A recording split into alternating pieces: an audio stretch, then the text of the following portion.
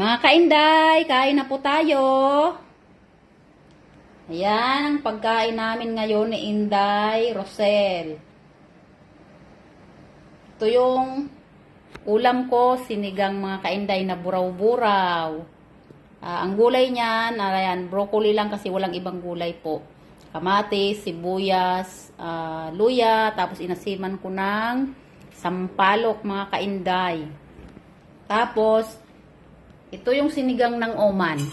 Yan mga kainday. O, kay Inday Rosel to. Magkaiba kami. Parehas nga kami ng sinigang na ulam, pero mag-yellow yung sa kanya.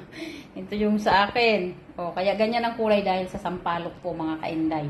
Tapos, ayan, pritong tuna ang kay Inday Rosel. Puting kanin. Tapos, meron siyang sausawan ditong suka sa kaasin. Yan lang po ang kanyang sausawan.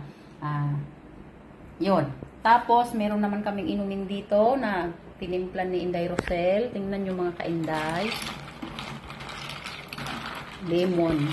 Limonada ba mga kainday? Ang daming ice. Napakasarap po. Ayan. Ako, yan lang po ang kakainin ko. Hihigupin ko po lahat yung sabaw na yan. Ayan. Napakasariwa po yung isda na yan mga kainday. Wala po akong kanin. So, yan lang po mga kainday. Kain po tayo. Maraming salamat po.